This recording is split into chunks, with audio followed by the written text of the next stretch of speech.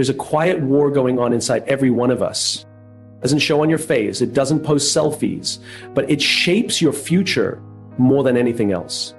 It's the battle to control four things: your mouth, mind, mood, and money.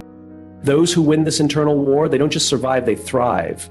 And those who lose, they live in cycles of regret. So today, let's break this down. Let's talk about how to take back control, one key at a time. Control your mouth.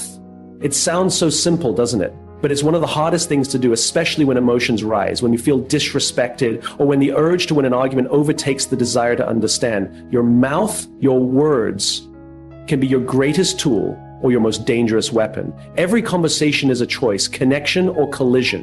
And the truly remarkable part, most people are unaware of the power they wield with every syllable. Think of the last time someone said something that stung. Not because it was loud or laced with profanity, but because it was sharp, dismissive, or cold. Maybe it was a joke at your expense that made everyone laugh except you. Maybe it was a backhanded compliment that left you questioning your worth. Maybe it was silence when you needed affirmation the most. Words don't need to shout to cut deep. They just need to be thoughtless. Research from Harvard Business Review confirms what we already feel deep down. Negative interactions carry 5 times the weight of positive ones. That means for every careless or hurtful word we say, it takes 5 acts of kindness to even out the emotional scale. So what happens in our homes, our workplaces, our friendships, when we're casual with criticism but stingy with affirmation? We erode trust. We chip away at safety. We replace peace with tension. In the moments when we don't filter our mouths, when we react instead of respond, we often tell ourselves we're just being honest. But honesty without empathy is cruelty in disguise. Being honest doesn't give us permission to be reckless. We forget that people aren't just hearing what we say, they're absorbing it. Words don't bounce off people, they soak in, they become beliefs. They become memories, they become fears. Now, think of a time when someone said something that lifted you. Could have been just a sentence, maybe even a single word, but it changed the way you walked into your day. Maybe someone told you they believed in you before a big presentation. Maybe a teacher pulled you aside and said, "You've got potential." Maybe a friend said, "I see you, I'm proud of you." Those moments matter. And they don't happen by accident. They happen when someone chooses to use their words not as a weapon, but as a bridge. If you want to lead, really lead, don't start by speaking louder, start by listening better. There's a deep strength in restraint. Leaders who control their mouths know that power isn't in domination, it's in understanding. People follow those who make them feel heard, valued, and safe, not those who bark commands, interrupt others, or speak just to fill silence. A wise leader learns to pause before responding, to ask before assuming, and to build before criticizing. And in our homes, where love should be the loudest voice, the tone we use can set the emotional temperature. You want peace in your family? Start with softness in your words, not weakness, softness. There's nothing weak about speaking with care. In fact, it takes far more strength to be gentle in frustration than it does to lash out. Raising your voice doesn't raise your authority, it just raises the walls people build to protect themselves from you. What's tragic is how often we damage the people we care about the most simply because we're comfortable. We say things to our partners, our kids, our siblings that we'd never say to a stranger. We justify our sharpness with, well, they know I love them. But love isn't just what you feel, it's what you show. And the mouth is often where that love is tested most. When someone leaves a room after talking to you, how do they feel? Empowered or diminished, encouraged or deflated, safe or walking on eggshells? Because at the end of the day, people rarely remember the exact words we said, but they remember how we made them feel. And the way we speak has a ripple effect far beyond that moment. One sarcastic comment can echo in someone's head for years. One word of belief can change the entire course of their life.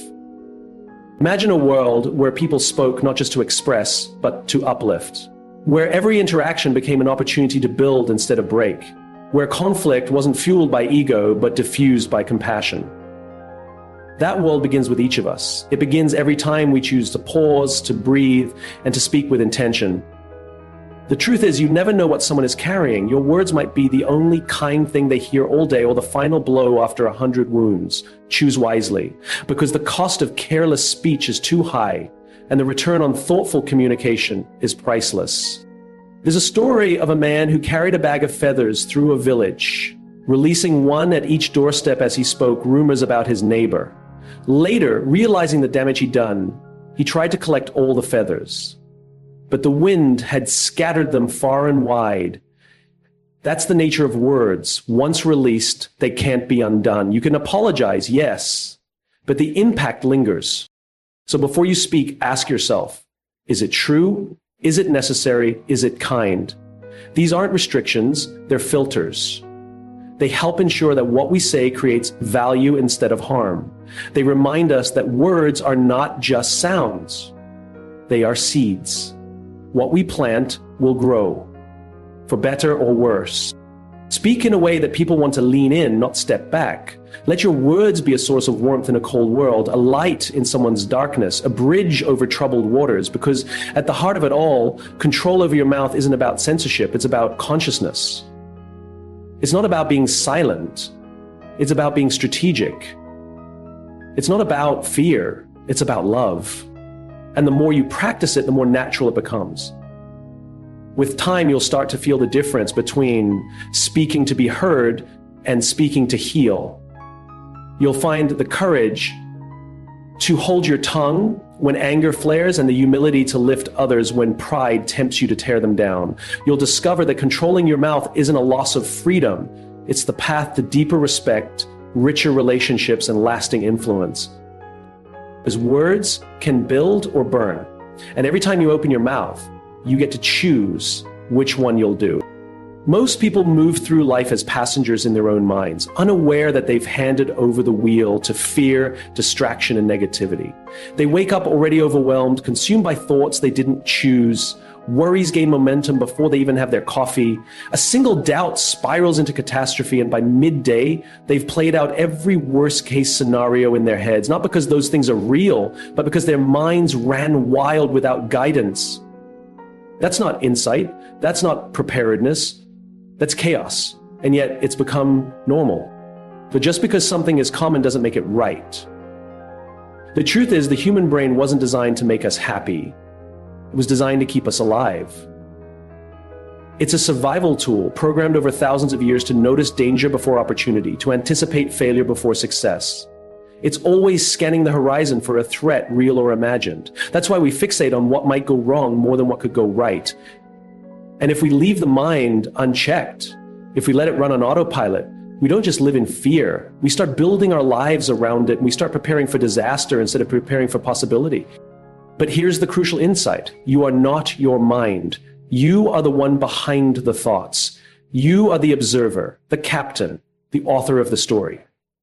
The brain might provide the dialogue, but you get to decide which lines stay in the script.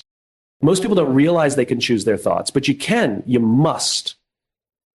Because every thought is a seed, and over time, those seeds grow into beliefs. Those beliefs shape your actions, and your actions shape your reality. So when you choose a thought, you're not just choosing what you feel in the moment, you're choosing the future you're walking toward. So what are you planting? Imagine for a moment you treated your thoughts the same way you treat your clothes. You wouldn't just grab anything off the floor and throw it on. You dress with purpose depending on where you're going. So why do we wake up and put on thoughts of worry, self-doubt, and failure without a second glance? Start choosing your thoughts with the same care. Pick ones that serve you, thoughts that empower you, thoughts that prepare you for the life you actually want to live. And just like dressing for the weather, there's preparation involved. You don't develop mental strength by accident. You train for it. You work at it. Feed your mind with ideas that challenge your comfort zone. Read books that expand your thinking, not just confirm it. Listen to voices that make you uncomfortable in the best way. Voices that stretch you, that make you question what you thought was true. Surround yourself with people who dream bigger than you, who don't laugh at your goals but ask, what's your next step? People who don't dwell on problems but speak in possibilities. Because the conversations you have every day are shaping your perspective. And if you spend too much time in rooms where everything is a problem, you'll forget what solutions even sound like. And then there's gratitude. Not the Instagram version, the quiet, consistent practice of noticing what's good even when everything feels hard. Gratitude isn't about denying pain. It's about refusing to let pain have the final word. When your brain tells you everything is falling apart, gratitude reminds you what's still holding together. A Navy SEAL once said, "We don't rise to the occasion, we fall to the level of our training." That truth applies far beyond the battlefield. It applies in business, in relationships, in adversity. When pressure hits, when fear shows up, you won't suddenly become calm and focused. You will fall to the level of the habits you built when no one was watching. Your mindset in those moments will be a reflection of every decision you made beforehand. Every time you chose discipline over distraction, every time you recentered instead of reacting, every time you reminded yourself, this thought is not me. I get to choose differently. Training your mind isn't about avoiding hard moments. It's about being ready for them. You build that readiness day by day, choice by choice. You build it by practicing stillness when your instinct is to rush, by practicing curiosity when your instinct is to judge, by choosing courage when your instinct is to hide. This isn't about toxic positivity. It's not about pretending everything's fine. It's about understanding that even in darkness, you have the power to bring light, that even when fear whispers, you can speak louder, that even when the old wiring of your brain tries to drag you backward, you can rewrite the code, because the future doesn't begin tomorrow. It begins with your next thought. And then the one after that, and then the one after that. The power isn't in the thought itself, it's in the pattern. Train your mind to return to hope. Train it to expect resilience. Train it to find strength, even when there's no evidence for it yet. And over time, you won't just think differently, you'll be different. Your mind is your most powerful asset or your most dangerous enemy. And it doesn't change by accident. It changes through intention, through discipline, through repetition, through choosing again and again the thoughts that lead you toward the life you were meant to live. Every day you have a choice to be ruled by your mind or to rule it. Choose wisely, because your future is listening and it's being written one thought at a time. Most people move through life believing their emotions are in control. They wake up irritated and so the day is doomed. Someone cuts them off in traffic and suddenly it's a bad day. A single email ruins the next 5 hours. But here's a fundamental truth. Emotions are not dictators. They're messengers. Their job is to deliver a signal, not to hijack the whole system. The moment we understand this, we begin to reclaim the power we've always had but often forgot was ours. The power to respond instead of react. We are emotional creatures. That's not a flaw. It's a feature of being human. We laugh, we cry, we rage, we hope. Emotions are what give life texture, color, and meaning. But there's a difference between experiencing emotions and being ruled by them. There's a difference between honoring what you feel and allowing it to sabotage what you value. Think about anger. It's a powerful emotion, and it shows up for a reason, maybe because something felt unfair, or you felt unseen, or you needed to protect someone. That message is important, but acting from that anger without translation, that's dangerous. That's when you say the thing you didn't mean or break the trust you meant to build. The same goes for sadness. It's a signal you've lost something meaningful, but staying in sadness too long can cloud your perception and steal your momentum. Emotional discipline doesn't mean denial. It doesn't mean pretending you're fine when you're breaking inside. It doesn't mean pushing your feelings down and hoping they disappear. It means becoming fluent in your emotional language. It means learning to read the message before reacting to the tone. Imagine emotions as guests at your dinner table. Some come in loud, some are quiet, some are rude, some are kind. But you're the host. You get to decide who stays, who leaves, and who gets a seat of influence. When you realize this, you don't fear your emotions anymore. You listen to them, you learn from them, but you don't let them lead your life. One of the most effective leaders I know begins every team meeting with 2 minutes of silence, not meditation, not a breathing exercise, just quiet. Everyone puts their phones down, no typing, no whispering, just 2 minutes of intentional stillness. The first time he tried it, the room was awkward. People shifted in their chairs, some glanced at their watches. But by the third or fourth meeting, something started to change. The team became more grounded, discussions became more thoughtful, people listened more, reacted less. What changed wasn't the workload or the environment. It was the mood. And that shifted everything. When we create space to feel without reacting, we create freedom. And from that freedom comes power. Think about the last time you were overwhelmed. Maybe your inbox was full, deadlines were crashing down, your phone wouldn't stop buzzing, you felt like the world was closing in.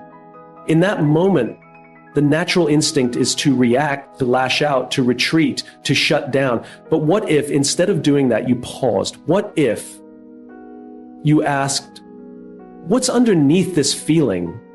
Is it fear of failure? Is it a need for help that hasn't been voiced? Is the pressure to prove something? So many of our strongest emotional reactions are masks for deeper needs. A short temper may mask the fear of being unappreciated. Withdrawal may mask the fear of rejection. Irritation may mask exhaustion. But when we treat the mood as the final answer instead of the entry point, we miss the opportunity to grow. There's a reason the best decision makers in high-stakes environments are trained to control their breathing.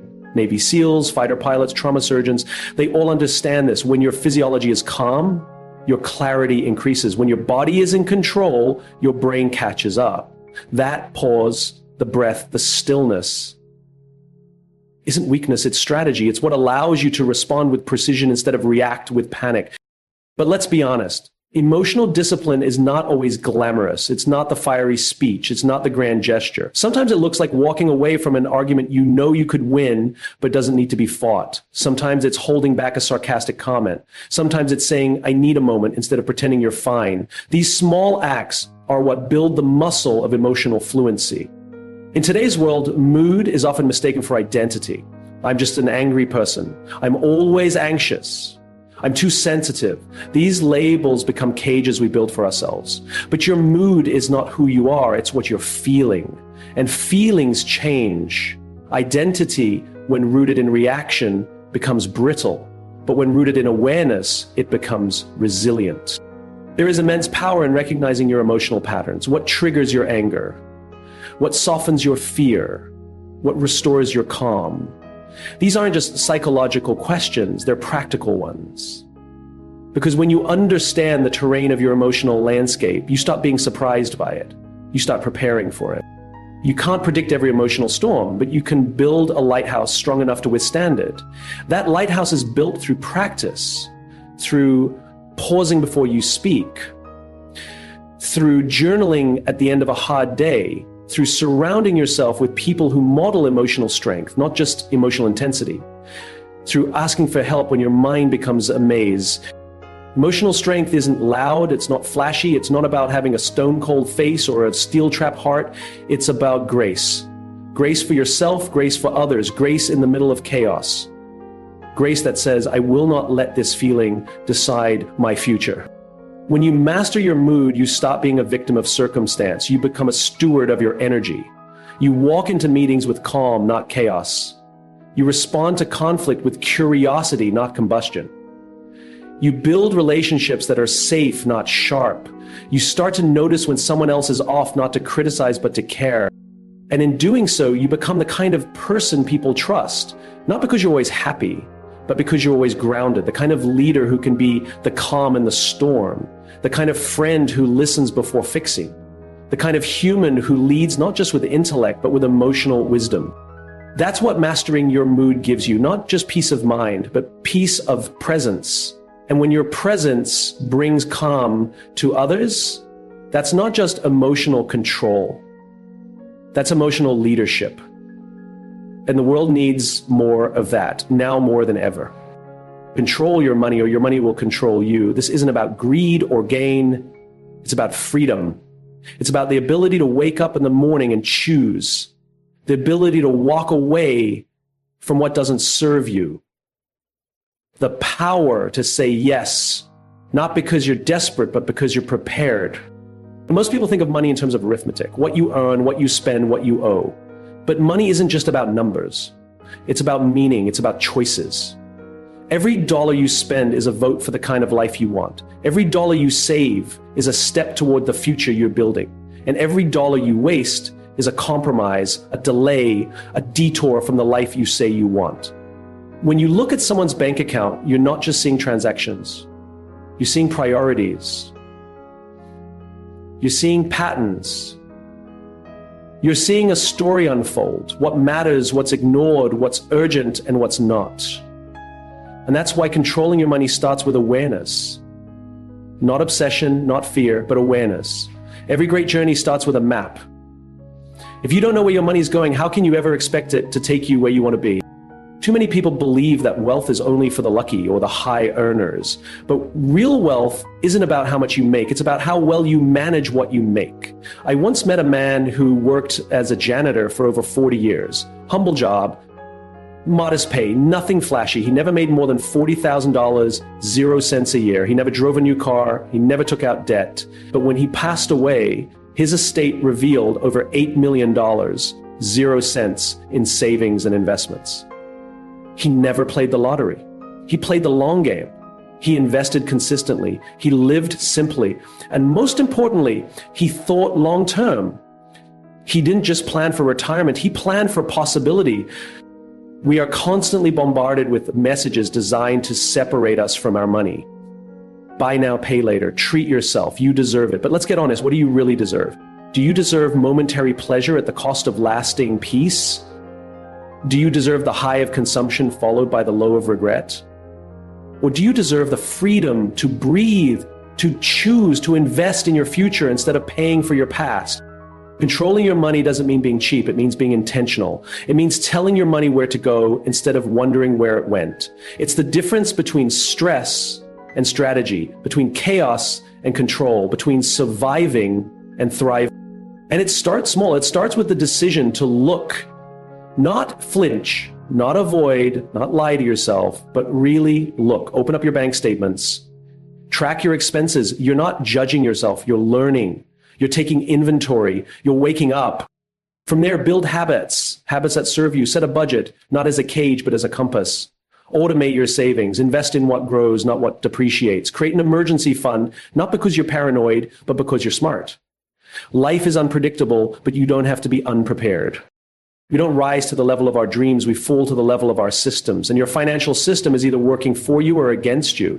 The difference isn't in your income, it's in your discipline. It's in the daily choices you make when no one is watching. It's in the silent, boring, consistent work of being responsible, even when it's not fun. Because here's the truth, freedom isn't found in impulse, it's found in restraint. It's found in the ability to say not now, so that one day you can say now I can. It's found in the power to walk into opportunity without hesitation. Imagine being able to say yes to the trip, yes to the business idea, yes to walking away from a toxic job, not because the timing was perfect, but because your finances were. That's real power. That's what financial control gives you. It gives you space. It gives you peace. It gives you options. And when you're not stressed about money, you show up differently in the world. You're more generous, more focused, more present. You're not constantly distracted by the weight of what you owe or the pressure of living paycheck to paycheck. You're free to think bigger, to dream wider, to give more. So if you're feeling overwhelmed by your finances, start simple. Start with $1. Track it. Know where it went. Ask yourself if it aligned with who you want to be.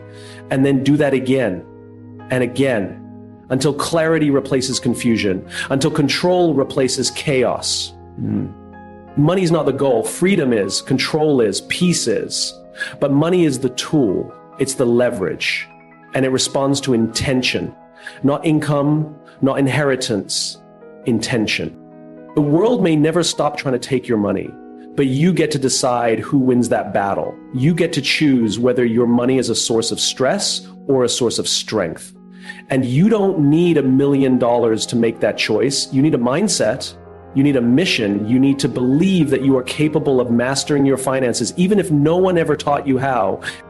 Because when you learn to control your money, you learn to control your life. You walk taller, you breathe deeper, you stop living in fear and start living in freedom, not because life is easy, but because you are equipped. And that is a kind of wealth no paycheck can buy. Control is often portrayed as a solitary pursuit. We talk about discipline like it lives in a vacuum, as if willpower alone can carry us through every challenge. But control, true control, is never isolated. It breathes in the air around us. It pulses through the people who share our space, our time, our conversations. You want to understand what's shaping your life? Start by looking at your circle, because who you're with is quietly sculpting who you become. It's easy to ignore. It's comfortable to believe we are immune to influence, that we can rise above, be different, think independently. But human nature resists isolation. We're wired for connection. And with connection comes exposure. Exposure to thoughts, to attitudes, to behaviors. And over time, those exposures compound. You don't become a pessimist overnight. You don't suddenly snap into bitterness or drift into mediocrity. It happens subtly, drip by drip, conversation by conversation, until one day you wake up and realize you've become like the people around you. Your words don't sound like yours anymore. They sound like theirs. Your thoughts, once bold and focused, now echo their doubts, their sarcasm, their excuses. Your ambition, your discipline, your joy, it either multiplies or dissolves in the company you keep. We've all felt it. You're in a room full of gossip and you feel the tug, the pressure to chime in, to belong. Or you're surrounded by people who roll their eyes at hard work and suddenly your own efforts feel naive. But put yourself in a circle where people talk about ideas, not people, where growth is the baseline, not the exception, and everything shifts. Your vision gets clearer. Your energy feels lighter. You speak with more intention. You move with more purpose. We often talk about our habits like they are choices made in private. But most of our habits are social. You eat like your friends. You spend like your peers. You prioritize what your environment celebrates. That's not weakness. That's psychology. That's biology. And that's exactly why you have to be deliberate, ruthlessly deliberate about who's in your life. This doesn't mean you cut off everyone who's struggling. This isn't about ego. This is about elevation, about stewardship of your potential. Think of your environment like soil. You can be the best seed in the world, packed with potential, full of promise. But if you're planted in toxic soil, you won't grow. You'll survive, maybe, but you won't thrive. On the flip side, rich soil doesn't just help you grow, it challenges you to grow faster. Surround yourself with people who talk about goals, not gossip, who remind you of your power, not your problems, who don't just clap when you win, but also call you out when you drift. That's love. That's leadership. That's a circle worth building. People often resist this. They say, but I've known them for years, or their family. But longevity doesn't equal alignment. Just because someone's been in your life a long time doesn't mean they deserve to stay at the center of it. Love people, yes. Be kind, always. But be selective about access. Your peace, your purpose, your power, they're too valuable to place in careless hands. Take a moment and ask yourself, who in your life makes you feel small? Who drains your energy? Who discourages your dreams? And then ask, who challenges you? Who stretches your thinking? Who lifts your standards just by the way they live? These aren't abstract questions. Your answers shape your trajectory. There are people who make you feel like you're too much when really they're just not enough. And there are people who make you realize you haven't even scratched the surface of who you can be. Seek those people, build with them, learn from them. We don't control the world. We don't control the economy. We don't even control the weather, but we do control our proximity. We choose who we invite into our inner world. That's not a passive choice. That's one of the most powerful decisions you make every day. Who gets your energy? Who gets your time? Who gets your ears? Sometimes the greatest transformation comes not from trying harder, but from changing your environment. A smoker who wants to quit doesn't do it by hanging out in smoking lounges. An entrepreneur who wants to grow doesn't spend every night with people who mock ambition. We mirror what we're near. The science backs this up. Studies show that our behaviors, whether it's eating healthy, saving money, or even how much we exercise, are profoundly influenced by our social network. If your closest friends gain weight, your odds of gaining weight increase. If your closest friends divorce, your own marriage is statistically more at risk. But the reverse is also true. Want to be more disciplined? Get around people who value discipline. Want to speak with more integrity? Surround yourself with people who hold truth as sacred. Because here's what's beautiful. The right circle doesn't just hold you accountable. They hold a mirror up to your potential. They remind you who you are on the days you forget. They speak life into your silence. They believe in your vision even when it's blurry. They don't just want to see you succeed. They expect you to. not from pressure, but from deep, unwavering belief. You'll know you're in the right circle when you leave conversations more focused, not more scattered, more energized, not more drained, more confident, not more insecure. And sometimes the right circle isn't the loudest, it's not the biggest, it might just be 2 or 3 people, but they're aligned, authentic, and all in on growth. So look around, audit your circle, not with judgment, but with clarity. Because your circle isn't just a reflection of who you are, it's a prophecy of who you are becoming. You want to rise? Tighten your circle. You want to evolve? Elevate your environment. Because in the end, the life you build will echo the voices you chose to keep close. Make those voices count. Make them reflect your future, not your fears. Because when your circle aligns with your purpose, you don't just control your environment, you ignite it. Life has a habit of catching us off guard. It doesn't consult our calendars or ask for permission before it throws its hardest punches. One day everything feels aligned, and the next you're grappling with news you never expected, consequences you didn't cause, or chaos you can't control. But here's the truth we all eventually face. We don't always get to choose what happens to us. We do, however, get to choose how we respond. And in that response lies our greatest power. We spend so much of our energy trying to prevent, predict, or avoid adversity. We build routines to keep life predictable, relationships to keep us secure, and plans to create stability. But even the best strategy can be blindsided. Even the most well-intentioned people can let us down, and even the strongest among us can feel completely undone by the weight of something unexpected. But here's the paradox. Strength isn't about shielding ourselves from hardship, it's about how we respond when it comes. There's a space between what happens to us and what we do next. That space is our power. Most people react without even realizing it. Something upsets them and they explode. Something disappoints them and they withdraw. Something threatens them and they lash out. But in doing so, they give away the one thing they actually can control: their response. The moment you let the world dictate your reaction, you surrender your power. The moment you decide to pause, breathe, and choose, no matter how hard it is, you reclaim that power. Imagine you're driving and someone cuts you off in traffic. It's a tiny moment, but you feel your blood pressure rise, your fists clench, your voice ready to curse. That's your first instinct, automatic, emotional. But if you hit the brakes, not just on your car, but on your impulse, something else becomes possible. You can choose calm over chaos, grace over grudge, control over collision. It's not about being passive, it's about being deliberate. Some of the wisest people in history faced unimaginable pain and loss, yet came out more composed, not less. Viktor Frankl, a man stripped of everything during the Holocaust, still held tightly to one thing: his ability to choose his attitude. That's the kind of control that can't be taken by force or broken by pain. It's the control of your own response. And it's more powerful than most people realize. Consider someone who's been betrayed by a close friend. The instinct might be vengeance or bitterness. But what if instead of reacting in anger, they chose to set a boundary, grieve the loss, and move forward with self-respect? They haven't ignored the pain. They've just refused to let the pain dictate who they become. That's the difference. Reaction is automatic. Response is intentional. Think about your own life. Think about the last time something didn't go your way. Maybe you lost an opportunity, received harsh criticism, or faced rejection.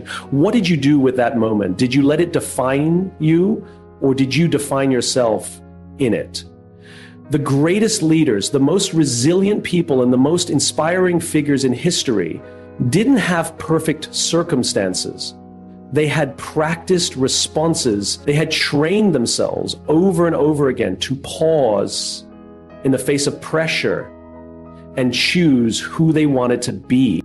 That's the kind of control that elevates you. It doesn't just protect your peace, it shapes your character. Because how you respond to life reveals more about you than any talent, degree, or achievement ever will. Anyone can look good when things are going right. But who are you when everything is going wrong? Who are you when no one is watching? That's where your character is either forged or forgotten. And yes, it's hard. It's hard to remain kind when someone is cruel. It's hard to stay calm when you're being provoked. It's hard to act with integrity when you feel betrayed. But that's why it's meaningful. Because every time you choose your response instead of reacting on autopilot, you become stronger, you become more grounded, you become someone others can count on, not because life is easy, but because you've done the hard work of choosing control. Think of an athlete in the final moments of a close game. The pressure is intense, the crowd is screaming, and their body is on the edge of collapse. But the ones who succeed are not the ones who panic. They're the ones who have trained their minds to stay focused under pressure. It's not the absence of pressure that makes them great, it's their response to it. The same is true for you. Whether you're a parent navigating a tough conversation with your child, an entrepreneur facing a failing business, or simply someone trying to stay kind in an unkind world, your response is your power. And it's not a one-time decision, it's a habit, a discipline, a choice made again and again until it becomes part of who you are. So next time life hits you, because it will, pause, step back, ask yourself, what would the best version of me do right now? Not the version that's tired or hurt or angry, the version that's wise, the version that leads, the version that's in control. Then do that, even if it's hard, especially if it's hard, because that's where real strength lives, not in controlling the world, but in mastering yourself. You don't need to control everything to feel empowered. You just need to control one thing, your response. And when you do, no storm can shake you, no loss can break you, and no person, no matter how cruel, can define you, because you've already defined yourself. So control your mouth, because your words create your world. Control your mind, because thoughts shape destiny. Control your mood, because emotion without discipline is chaos. Control your money, because financial freedom starts with daily choices. Control your circle, because your environment either builds or breaks you. Control your response, because power isn't in control, it's in character. Control is not about domination. It's about discipline. It's not about being rigid, it's about being rooted. And the most powerful people you'll ever meet, they're not the loudest in the room, they're the most controlled within themselves. Now it's your turn.